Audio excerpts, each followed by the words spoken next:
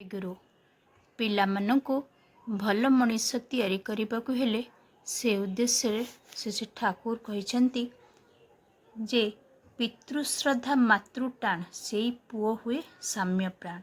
ପିତୃମାତୃଭକ୍ତ ଶିଶୁ ହିଁ ସହଜରେ ହୋଇଉଠେ ଗୁରୁଭକ୍ତି ଓ ଈଶ୍ୱର ପ୍ରେମିକ।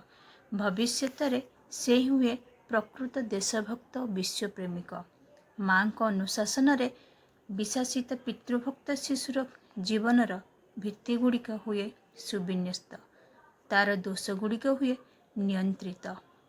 କୁଳକୁଷ୍ଠିର ଆଚରଣରେ ସେ ଅଭ୍ୟସ୍ତ ହୋଇଉଠେ। ଗୁରୁଜନମାନଙ୍କ ପ୍ରତି ଶ୍ରଦ୍ଧା ଭକ୍ତି ଓ ସମ୍ମାନ କରି ଚଳିବା ସେ ଶିଖେ।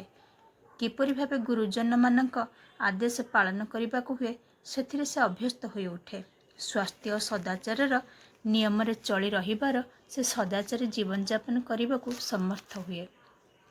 ତେଣୁ ଶିଶୁକୁ ଶ୍ରଦ୍ଧାବାନ ଓ ସେବାପ୍ରାଣ କରି ତାହାର ଭବିଷ୍ୟତ ଜୀବନକୁ ଗଢ଼ି ତୋଳିବାକୁ ହେବ।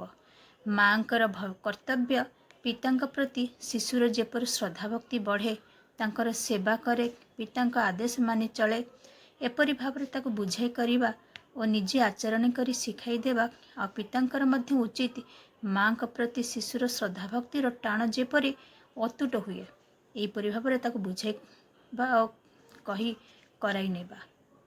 ଶିଶୁକୁ ଶ୍ରଦ୍ଧାଭକ୍ତି ସେବା ଆଦେଶ ମାନି ଚଳିବାରେ ଅଭ୍ୟସ୍ତ କରାଇ ଗଢ଼ିବାକୁ ହେବ। ସହଜ ସ୍ୱାଭାବିକ ଭାବେ ଶିଶୁର ଶ୍ରଦ୍ଧା ଭକ୍ତିର ମୂଳଭିତ୍ତି ଶକ୍ତ ମଜବୁତ ସୁଦୃଢ଼ ହୁଏ। ସେହିପରି ଭାବରେ ତାକୁ ଆଚରଣ ମାଧ୍ୟମରେ ପରିଚର୍ଯା କରି ତୋଳିବାକୁ ହେବ।